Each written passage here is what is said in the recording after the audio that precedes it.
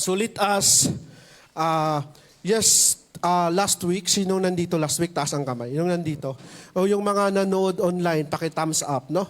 A very powerful message of the Lord, no? Ang ganda, no? About kingdom vision. So, Pastor Boji, natalakay niya ang kingdom daw na life without a vision is what? Is life without direction.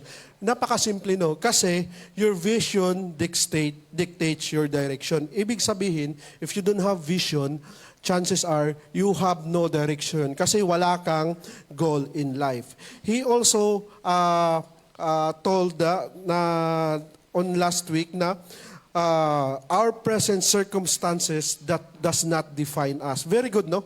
Pag sinabing, what is your present circumstances ngayon? Ano yung nararamdaman mo ngayon? If what you see today is not what you saw, that means that is what? Temporary. Pakisabi sa katabi mo, temporary. Ibig sabihin, yung mga circumstances sa buhay mo ngayon na hindi mo gusto, temporary lang yan. Amen? And natalakay na ni Pastor Boji, a very good point. Sabi niya doon, sabi sa message ng Lord last week na self-doubt is the biggest enemy of your vision.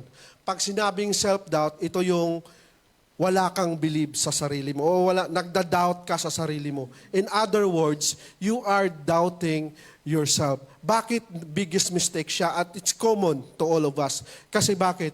If you are self-doubting, that means you are undermining the one who created you. It is a blasphemy to the Lord.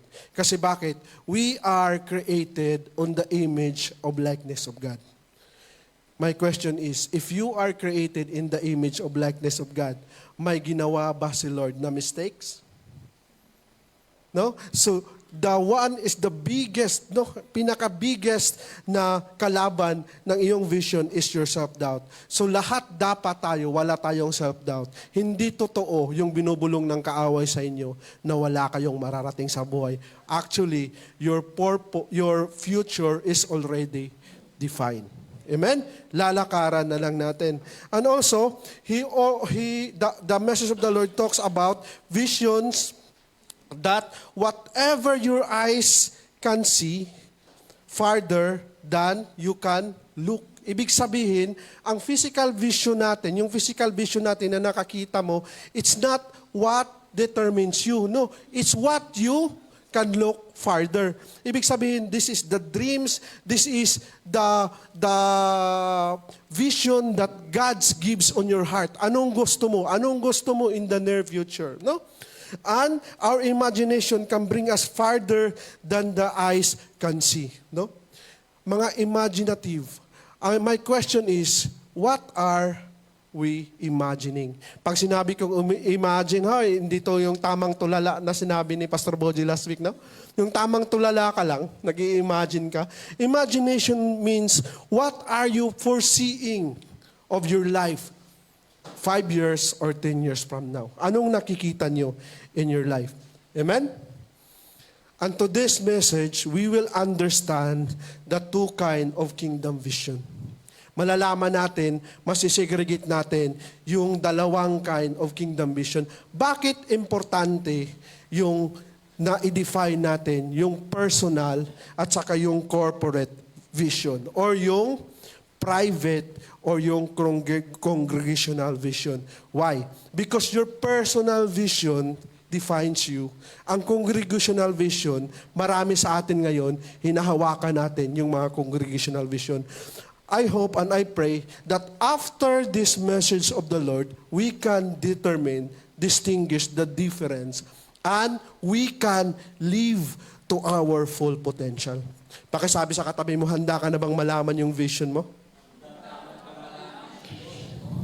Our text is found in Proverbs 12:8-10. Sabi dito, no? Where therefore no vision, the people what? Perish. But he keepeth the law is happy is he. Anong sabi? Ang vision na tinatawag dito sa Bible, it's about revelation. Pag sinabing vision, this is what you saw on the future. No? Ang peres na sinasabi dito, hindi ibig sabihin na peres na mamatay. The Bible tells perish is about what? About true of restraint or lack of self-control. Ibig sabihin, if you don't have if you have vision, you will what? You will be true of restraint. Ibig sabihin, ginagapos ka. Hindi mo naaabot yung gusto mong mangyari sa buhay. Are we following? Palapahan natin si Lord nga. Okay lang? Medyo mabilis ba ako? So, ang ibig sabihin nun, sabi sa Bible, kung wala kang vision, if you don't have vision, chances are, you will perish. My question is, lahat ba tayo dito may vision? Amen. Now, let me start with this statement. Makinig kayo. Kung may nagno-notes kayo, mag-notes kayo. The poorest person in the world is a person without dreams. Uulitin ko para ma-absorb natin. The poorest person in the world is the person without dreams. Bakit? Question, bakit po? Alam nyo, yung mga taong walang dreams, they are stagnant of what they are today. Tingnan nyo yung mga katabi mo ngayon. Tingnan lang Tingnan nyo. Yang mga tinitingnan nyo is a byproduct of their dreams. Kung titingnan mo kung anong meron ka 5 years ago, now you are manifesting on it. Kasi bakit? Alam nyo, dreamers are what? Pakisabi sa katabi, rest seeker. When you have a dreams, chances are you will pursue or you want to be that dreams to be realized. Tama hindi? Pero kung wala kang dreams, mag-stay ka lang in your comfort zone. Alam niyo mga kapatid, nung bago-bago pa lang kami dito sa Qatar, ang trabaho ko talaga is I was IT, nasa IT field ako, Wala ako sa design, nasa operation kasi ako, alam ni Sister Telia, Kasi doon magkasama kami sa isang kumpanya dati, But because of my dreams, when I was shifted to Thales, I take a risk to move to another field. Kasi bakit? Hindi ko field yun. Out of my, because I need to learn what? I need to learn AutoCAD. Kailangan ko mag-aral. Uncomfortable ako doon Hindi ko yun forte But because I have a dream, ang dream ko kasi dati, that makasama ko yung asawa ko tsaka anak ko. Yung company ko, hindi ko na mababanggit yung pangalan, baka magkamali ako. Yung muntik na. Hindi siya nakaka-visa ng family. So I said to the Lord, Lord, you told na ang pamilya dinisenyo na magkasama. So I dream na magkasama ako. Then I take the risk. Sabi ko kay Lord, okay Lord, if this is for you, I will ship. Totoo naman wala naman akong alam dito. Kailangan kong mag-aral ng AutoCAD. Kailangan kong magbasa ng single line diagram. Ang alam ko lang naman, mag-install ng antivirus. Alam ni Pastor Jacob yan. But I take the risk. Alam niyo mga kapatid, ang struggle, 6 months lang. Because alam mo tayo mga Pilipino, magaling tayo mag-adjust. Palakpakan natin yung mga sarili natin, No?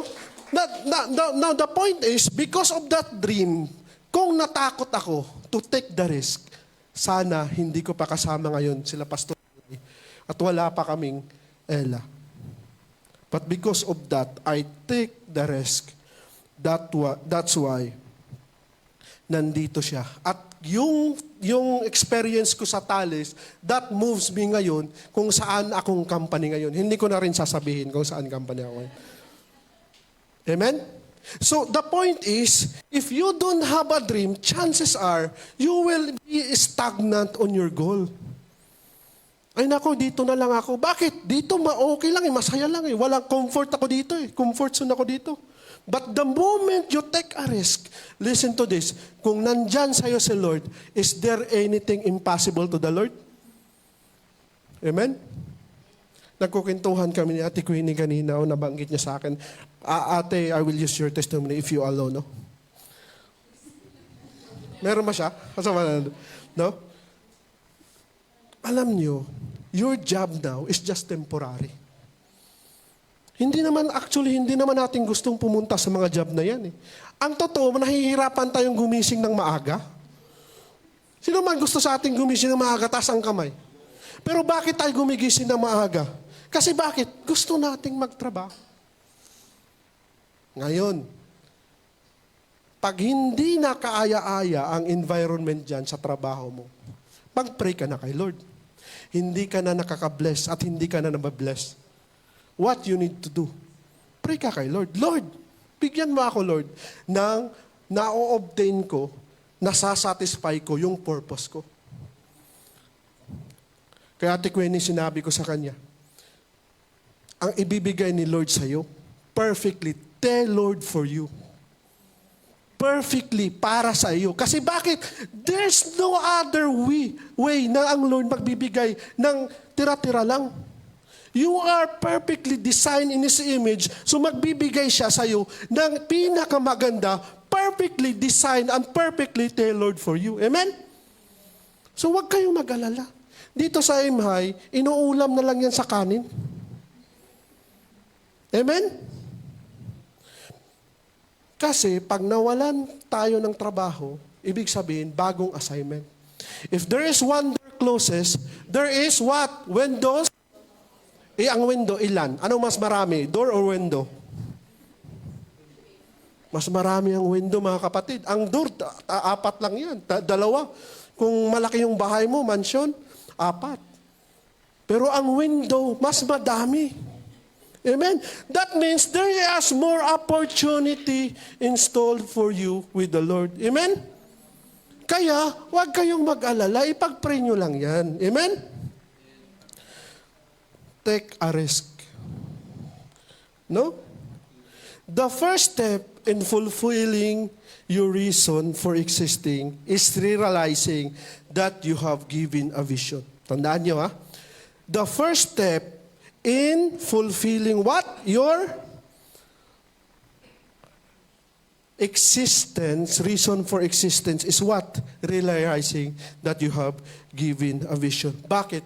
Alam nyo, yung purpose of existing natin is tie up with our vision. The moment you realize your purpose, your real vision is created. Kaya nga, kung wala kang purpose at hanggang ngayon hindi mo pa alam kung anong purpose ng buhay mo, nakikipurpose ka lang, for sure, you have no vision.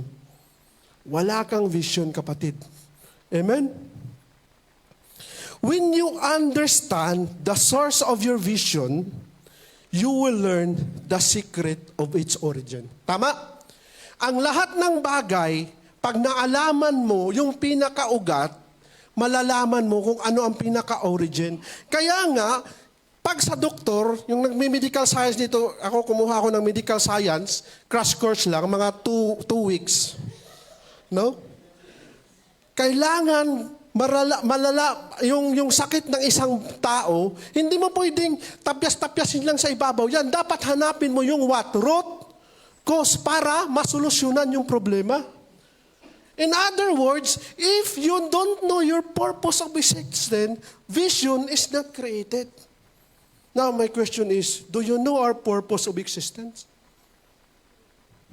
Alam natin yung purpose of existence natin? Now, listen to this. Tandaan niyo to, mga kapatid. The first key of understanding your vision is to realize that it's always a match with your purpose. Ibig sabihin, in layman's term, tatagalogin ko, your purpose is, English pala pa rin. Paano ba tatagalogin to? Your purpose, English na lang natin para mahirap kasi magtagalog. Your purpose is directly proportional with your vision. Pag sinabing directly proportional, anong ibig sabihin? Nakakita na kayo ng parallel? Ibig sabihin, kung ang vision mo doon, dapat yung purpose mo doon. Basta yun na yun, directly proportional. Amen? In other words, your personal vision always comes from God's purpose into your life. Ulitin ko para ma-absorb natin. No? Your personal vision always come from God's purpose into your life. And listen to this. God's purpose into your life is always good. God does not commit mistakes.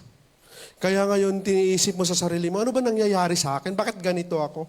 Remember, no? Whatever you sow today is not what you see. It's all what? Temporary. Explain ko yan later. Explain natin yan sa kuan ni Joseph, sa time ni Joseph. Kaya sabi sa Psalms 33:11, sabi niya dito says, the plan of the Lord will what? Will stand what? Firm.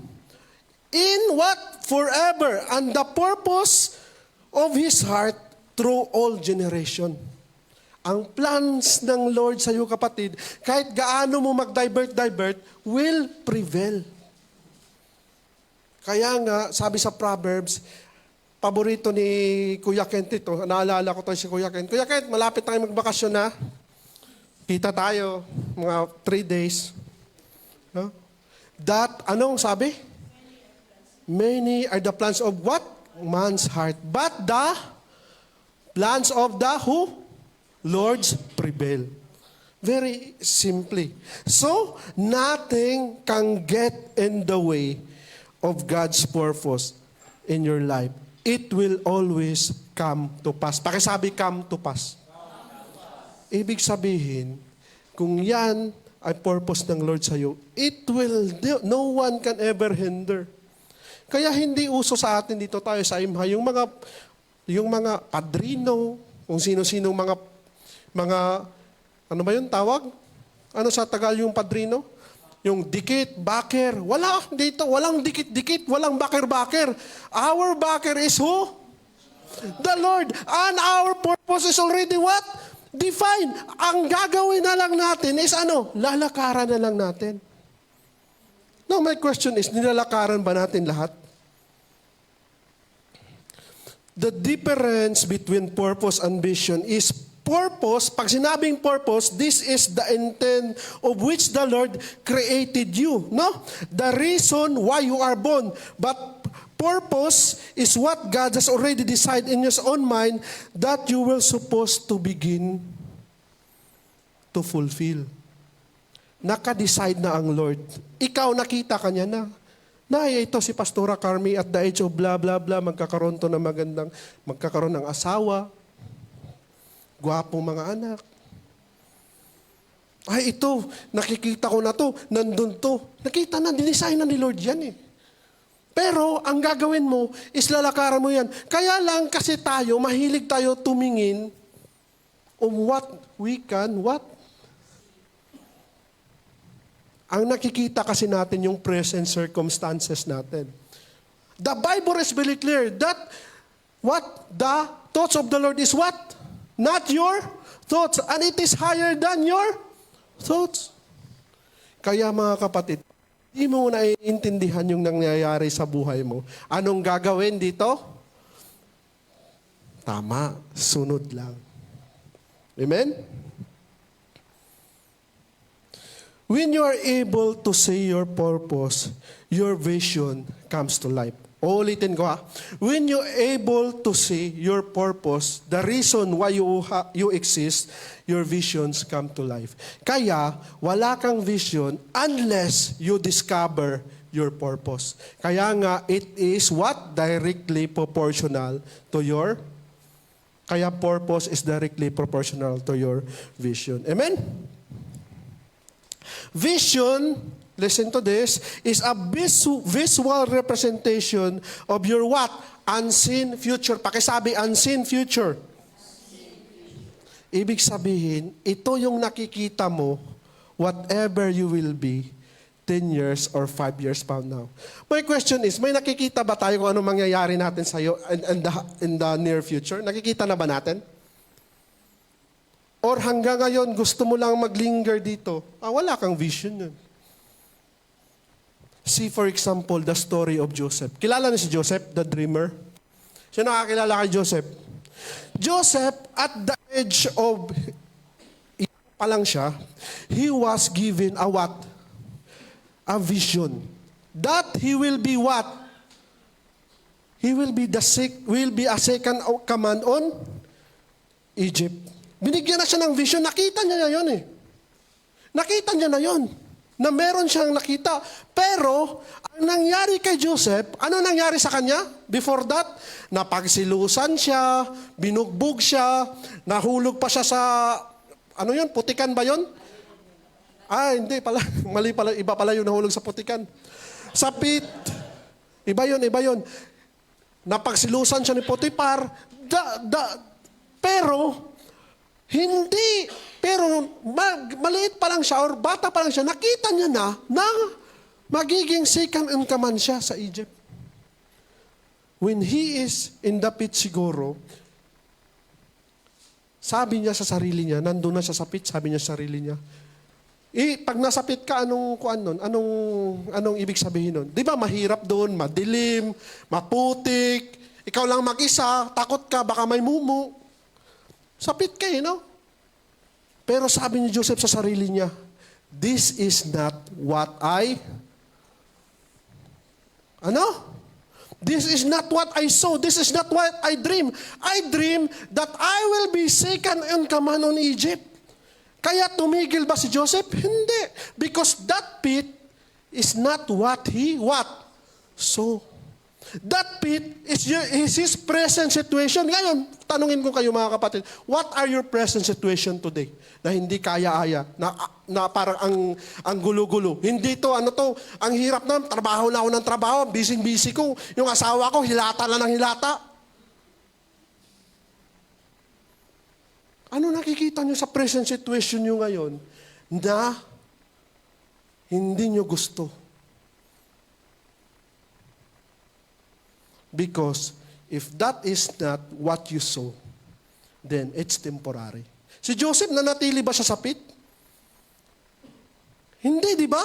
He fulfilled his what? His dream. He became the second in command on Egypt.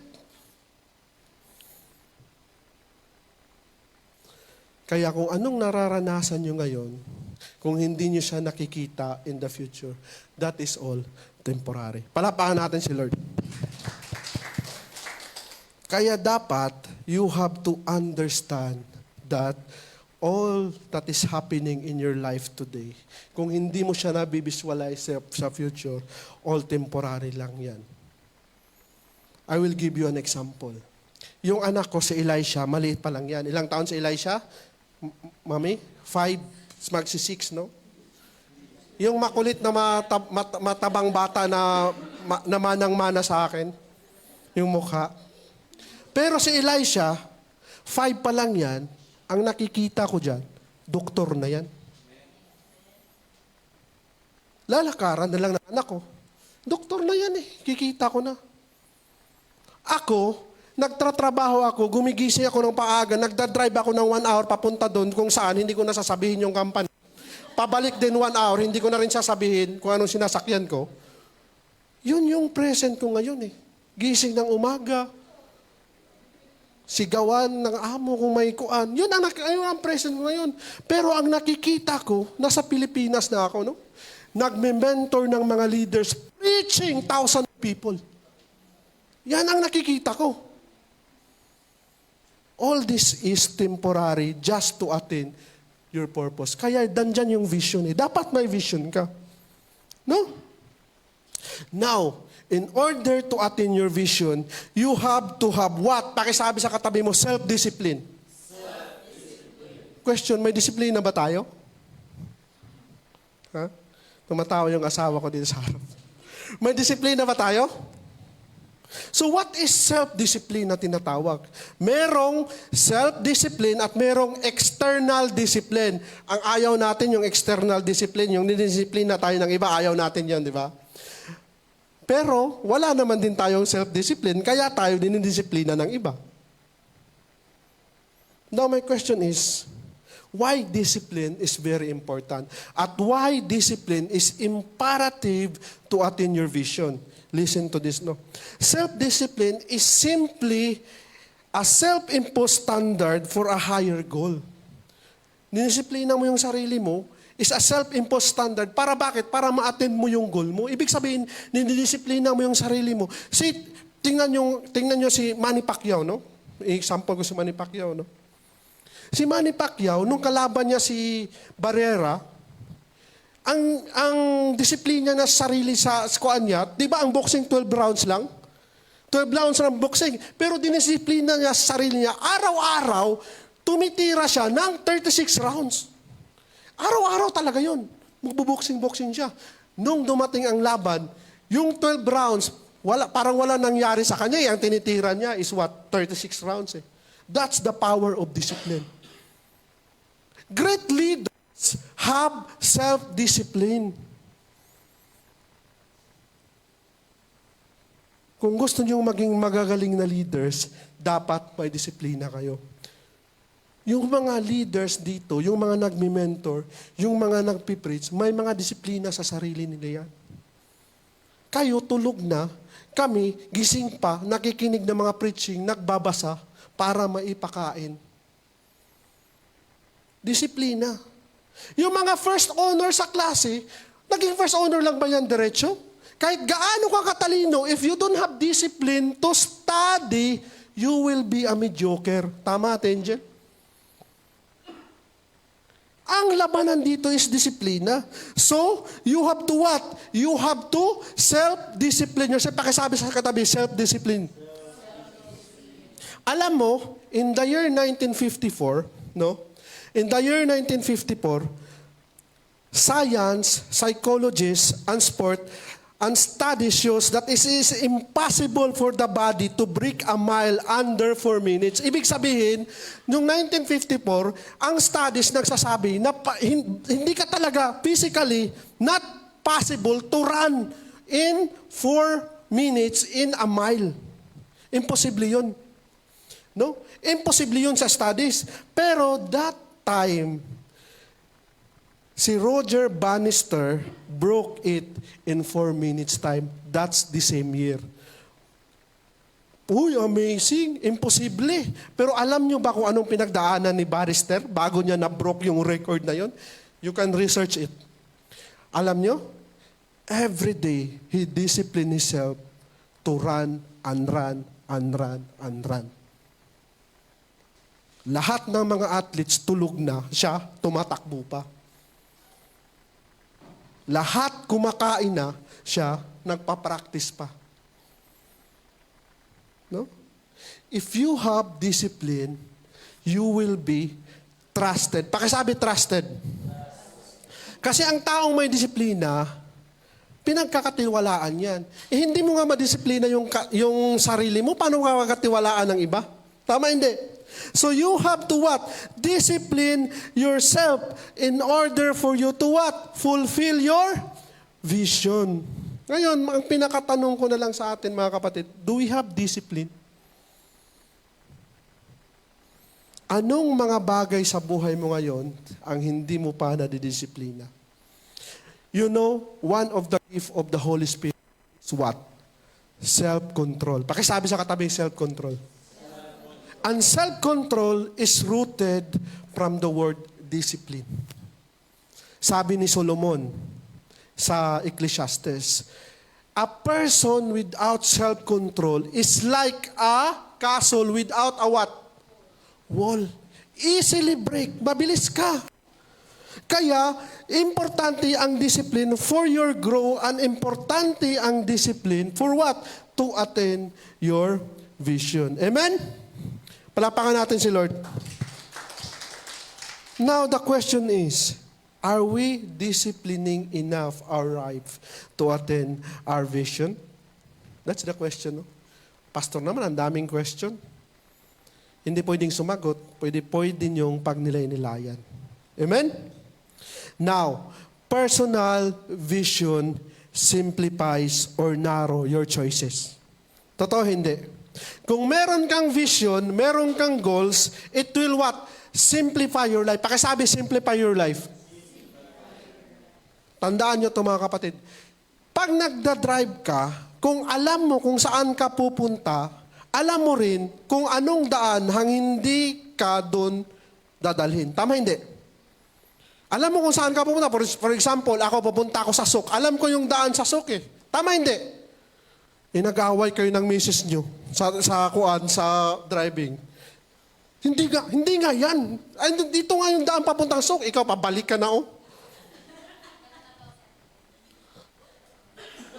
Listen to this.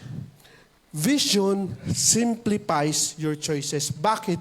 Alam mo kung saan ka pupunta. Kung alam mo kung saan ka pupunta, alam mo itong daan na to, hindi yan papunta dun. Hindi ka nadadaan dun. Kaya ang mga marriage ngayon, ang daming nagkawatak-watak. Listen to this. Wala kasing vision sa marriage. Hindi lang iniisip kung anong future nila. Kaya, kahit ano lang gagawa-gawa.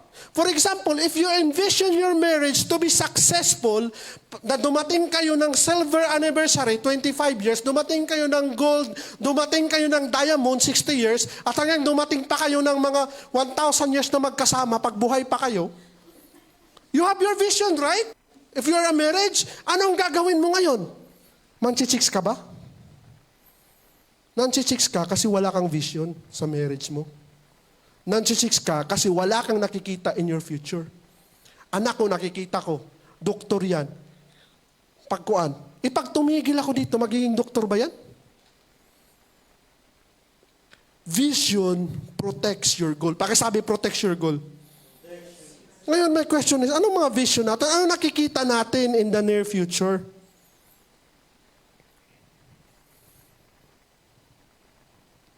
And vision controls your decision. Tama hindi? Kinokontrol niya yung decision niyo, mga kapatid. Sa mga nakikinig online, mga young pastors natin sa Pilipinas, no? Your vision, yan sila, mga matatalinong bata, mga pastor. Malapit na tayong makita. Gusto nilang, they have a vision to become engineer, to become what? To become a doctor. Yung iba, gustong maging astronaut. They have this vision sa maliit pa lang sila, no? Why vision is important? Why? Because it controls your what? Your action. Ibig sabihin, lahat ngayon nang hindi papunta doon sa vision mo, hindi mo gagawin. Ngayon, ang ganda-ganda mong bata si Pastora Shea doon, ang ganda-gandang bata. Ilang taon pa siya. Pastora, I will use your Ngayon, may nag-offer sa kanya. Diamond ring. Offeran siya. Sumama ka lang sa akin, one night. But his vision is what? Nakikita niya na magiging doktor siya, magiging abogada siya. Papatulan niyo ba yun? Hindi. Kung nakikita mo kung anong gusto mong mangyari, you have to protect your vision. Kaya nga, ang gulo-gulo ng buhay ngayon kasi mga tao walang vision. Hindi tuloy na protektahan yung vision nila. But if you have vision, it will protect you from doing stupid things. Pakisabi, stupid things. Masakit pa, parang malumanay pag English, no? Stupid. Tagalogin kayo natin, wag na. Number 2. Number, alin na tayo? 4 na ata, no? Listen to this. You are not born, okay? You are not born to do everything. Pakisabi sa katabi mo, you are not born to do everything. Ay, nasa personal vision pa tayo ha. Meron pa tayong corporate vision. You are not born to do everything. Pero ang world kasi, pinaniwala tayo na pag mas magaling ka sa maraming bagay, lalo na yung boss natin, bakit? Bakit tayo pinaniwala? Kasi napapakinabangan ka ng boss mo Kaya pinapaniwala ka na okay lang yan, magaling ka dyan. Punta ka doon, ikaw na receptionist, ikaw na secretary, ikaw na manager, ikaw na lahat. Ang tawag sa'yo, jack of all trades. Uy, ang galing-galing mo. Alam mo, hindi mag-i-exist yung kumpanya kung wala ka. Kasi ikaw na lahat Pero that is fallacy. Alam nyo bakit? If you look at history, I challenge you, tingnan nyo. Lahat ng mga successful na tao, they focuses on their one strength. tinitingnan, ginagawa, nagiging espesyalista sila sa isang bagay. Kaya, napakaganda ng pagkasabi ni Paul dito. Basa tayo, no? Sa 1 Corinthians 6:12. Anong sabi sa 1 Corinthians 6:12? Sabi dito, no? I have the right to do what? Anything. Sabi niya, I have the right to do anything. You say, but everything is not what? Beneficial. Sabi ni Paul, meron akong, alam ko kaya kong gawin lahat Pero hindi naman lahat beneficial. Kaya the next point is, do what is necessary. Pakisabi sa katabi mo, do what is necessary. And what is necessary? Anong ibig sabihin ng necessary? Ang synonyms nyon is important. Dapat alam mo kung anong importante, anong hindi importante. Para alam mo kung anong i-priority mo. Now, pag hindi mo alam yon, mahihirapan ka sa buhay. Kasi bakit? Our brain is designed to do everything. But in order for you to become successful or to become effective, you have to focus on one thing. Pakisabi sa katabi mo, focus in one thing. Ulit-ulitin natin, focus in one thing. Kasi bakit? If you are focused in one thing, you will become a specialist on it. When you become a specialist, chances are, you will become consultant. Tama, Pastor Kyle?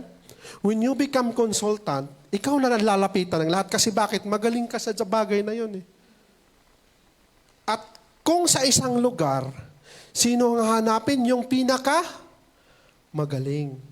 Hindi naman hahanapin yung mediocre Ang lagi ko nga example dito, yung ikaw lang marunong magpaandar ng machine, no?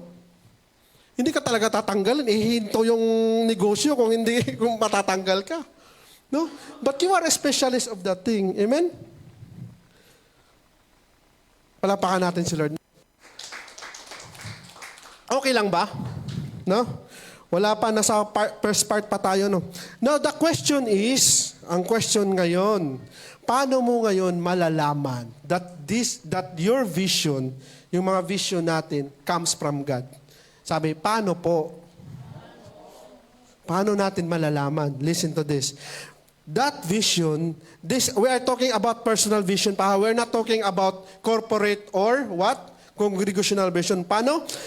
If that vision benefit others than it benefits you. Ulitin ko. It is come from God if that vision will benefit others or it will serve others other than you. Kasi, pag nagsiserve yan sa sarili mo lang, ang tawag doon, pakisabi sa katabi mo, ambition. Kasi bakit? It will not serve others. Sarili mo lang. Baka greedy ka lang nun. Ngayon, ang gusto mo mangyari, ang vision mo, ito, dumami yung pera mo. My question is, bakit gusto mong dumami yung pera mo? Para ipunin ko, pastor, para magpunta ko ng Boracay. Mag-travel around the world. That is ambition. If your vision will not serve others, if your vision is self-centered, that means it doesn't come from the Lord. In other words, personal vision that comes from God always preceded to serve others. Ulitin ko para ma-absorb natin. Personal vision that comes from God always preceded to serve others. It will always serve your spouse, your community, your friends, and not only yourself. Kaya nga dito sa MHI, ang pinakakuan natin dito is we are all stewards. Current tayo. Ibig sabihin ng current, sino may current account? I-explain ko naman ito maganda to. Current account. Yung current, pag dating ng sweldo mo, current, wala na agad. Kasi dumaan lang. No? Hindi tayo stagnant na maiipon sa atin. Kaya dito, current, dapat nag-flow. Yung blessing, dapat hindi lang na-stagnant sa'yo, nag-flow to others. Kaya nga may baton tayo dito na pinapasa-pasa. Hindi yung, dito ka na, I will hold on to this, dito na lang ako. Nag-aambisyon ka nun, kapatid. Amen? Palapakan natin si Lord. Praise God. That is private or personal vision. Now my question is, what you saw that will happen in the next 5 years in your life? I want you to write it. Anong date ngayon? 26 of i-envision yun na. Kasi babalikan natin yun after 5 years. Alam ko, nandito pa rin ako, no? Tatanungin ko kayo kung ano na nangyari sa mga vision nyo. Amen? Amen. Palapakan natin si Lord. Now, let's move to number 2. Ano yung isa? Corporate or congregational vision. What is a corporate or a congregational vision? Okay lang ba? Or yung iba, gutom na. Sinong gutom na? Taas ang kamay. Ay, wala. Grabe. Gutom na. Huwag kayong mag-alala. Kung gutom na kayo, lilipas din yan.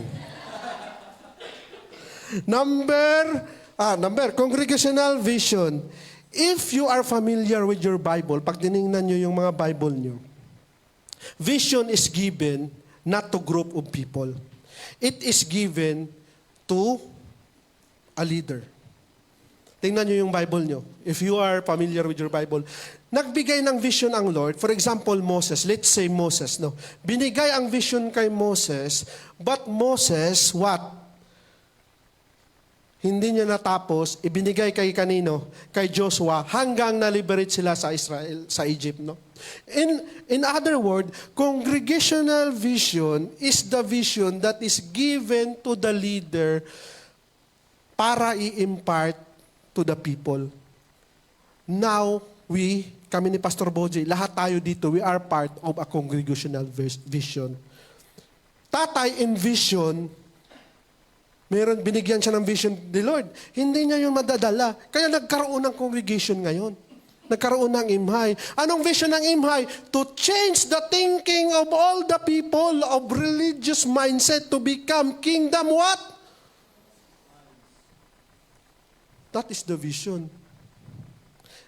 Alam nyo, si Paul was in vision to what? To apostles the Gentile. Ibig sabihin, in-envision siya para mag-preach ng gospel to the Gentiles. Ibig sabihin ng Gentiles, we are a Gentiles, hindi yung chosen people ng Israelites. Pag sinabing si Paul, hindi niya kinaya yun. Si Paul, humanap siya ng sino? Humanap siya ng Timothy, meron siyang Barnabas.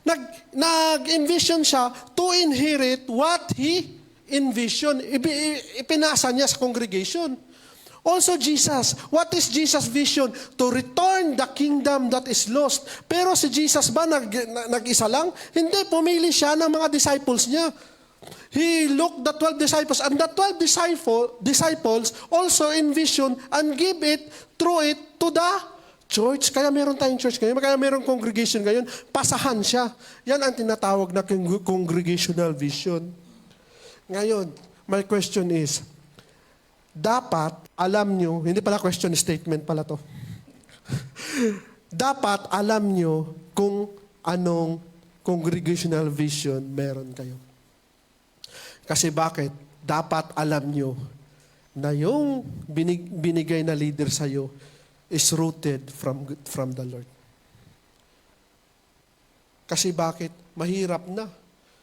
Baka yung fina-follow nyo pala, hindi ko sa sinasabi, iba pala yung pinopromote.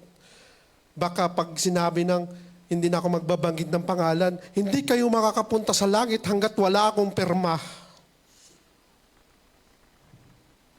Wala akong sinisiraan, pero sinasabi ko na it's not biblical. Tama? The only way to salvation is Jesus. Bakit kailangan ng perma mo, kapatid? Ha? The Bible is very clear on that.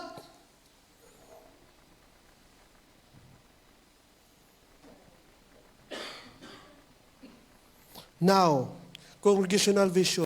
How do you know if it comes from God? Ngayon, mamimili na kayo sa churches. Tama hindi? Kasi, Bakit? We are created by God as a thinking what? Human being. We are thinking. Pakisabi, we are thinking. Ang ibig sabihin ng thinking, nag-iisip tayo kung ano ang tama at mali. Tama. So you have to know now kung ang congregational vision ba only for the Lord or hindi kay Lord. Kasi dalawa lang yan. Sabi ni sa BS kanina, pag hindi si Lord ang king mo, sinong king mo? Huwag mahihiya. Dalawa lang yan. Amen?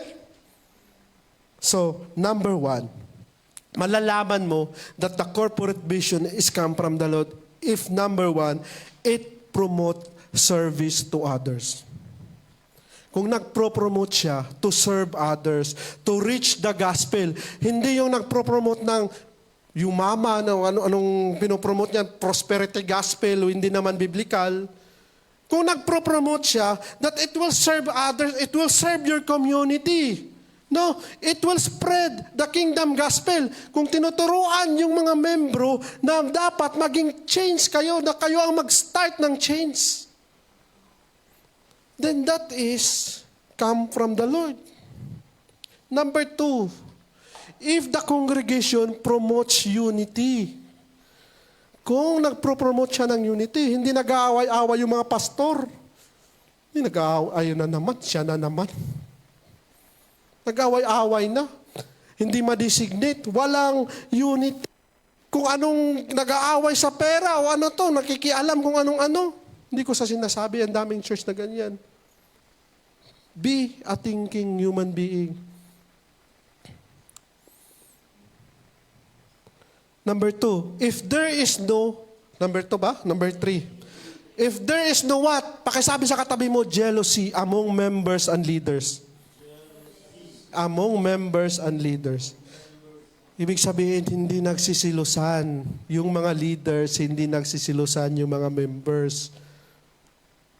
Ibig sabihin, you are a body of Christ. You should have function as a whole. Ibig sabihin, may magagawa si kapatid na hindi mo kayang gawin. Ang kayang gawin na kapatid, ibigay mo sa kanya. Huwag mong agawin, nakikiagaw ka eh. Dito ka sa kaya mong gawin. Ngayon, kung hindi mo naman kayang gawin, ibigay mo sa kuan. Kaya importante, you have to know your identity. Kasi if you know your identity, you are secure with your what? Gift. Pakisabi. Kaya alam mo na galing sa Lord yan, kasi nadidesignate, merong maayos na pamamalakad, may yung harmony, yung mga leaders hindi nagsisilusan. Ikaw na muna dyan, oh. Dito lang muna ako, mas effective ako dito eh. Mas magaling ako na. Magaling ako kumanta. No? Alam ko no? Sa sarili ko. Magaling ako sumayaw. Alam mo you will know your strong point. Tama hindi? Number 4, if it changes life and encourages more people to enter the kingdom of God. Kung yung church nyo is church lang, walang nababagong buhay, hindi naman nagkakaroon ng impact, ay, mag-isip-isip na kayo. Baka nagba-Bible study kayo, tapos, sir, Yosef break muna ako, sir.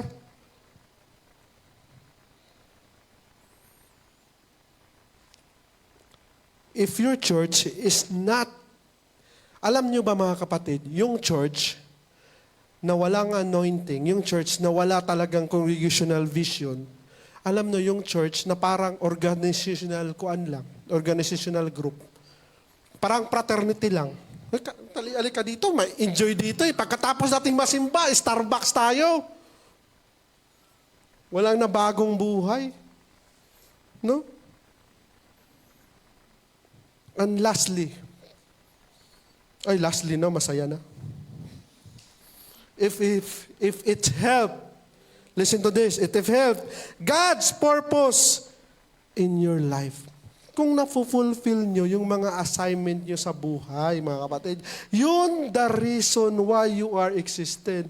If that church help your church, help you, kung dyan kayo nag-grow, kung dyan kayo nagkakaroon ng purpose o kung dyan kayo lumalago sa Panginoon, that means that vision, corporate vision, comes from God.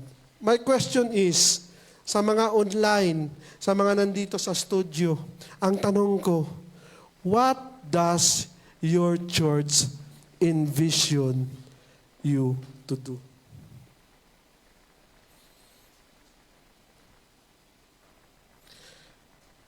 Alam nyo, mga kapatid, kung gusto nyong pausukin si Lord, iharap nyo siya sa mga relihiyosong tao. What I mean if I said religious people? Religious people are people who go to church pero wala namang nababagong buhay. Ay, punta ko ng church. Bakit? Binyag ng kumpare ko. Pumunta ngayon, binyag, no? Pagka next Sunday, bakit ka pupunta ng church? Ay, kasi choir member ako. Choir member, pumunta ng church. Hindi choir member. Pag uwi sa bahay, pre, nagpalamig na ako doon. Wala, hindi na bago yung buhay. Paulit-ulit lang yung routine. The Bible is very clear. Sabi sa 1 Corinthians, no, if you are in Christ, anong sabi? You are a what? New creation. The old is what? God. The new has? Ngayon, my question is, nababago ba yung buhay nyo? Sa church na inaatinan nyo? Then kung hindi nababago yung buhay nyo, hindi ko sa sinasabi, pero sinasabi ko na, magpalit na kayo ng church.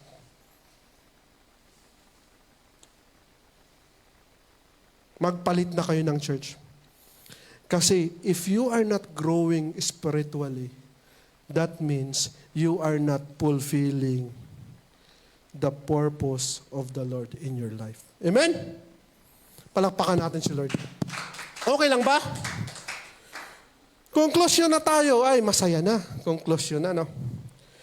Conclusion. I will end with this, no? Alam nyo ba yung meaning ng vision? Ang meaning ng vision, vision comes from the Greek word optica. O-P-T-I-C-A. Optica, no? Which means coming into view or beyond sight. Beyond sight. Ibig sabihin, ito yung nakikita ng beyond sa mga mata mo. No? Vision therefore, is a manifestation of God's purpose into your life. So vision is a virtual, listen to this, virtual reality of your unseen what? Future. It is the realization of what you are born to do. Palapakan natin si Lord. Ito yung katuparan kung bakit ka create ni Lord. Now, what do you see 5 years or 10 years from now? For your kids, for your marriage, sa mga anak mo, sa company mo ngayon, sa career mo ngayon, anong ini-envision nyo? Anong nakikita nyo 10 years from now? If what you say is not what you saw, this is all what? Temporary. All temporary, mga kapatid. Because the Bible is very clear, no? Your future is not what? Ahead of you. Your future is gawa na, lalakaran na lang. To God all be the glory. Palapakan natin sa Lord. Praise God.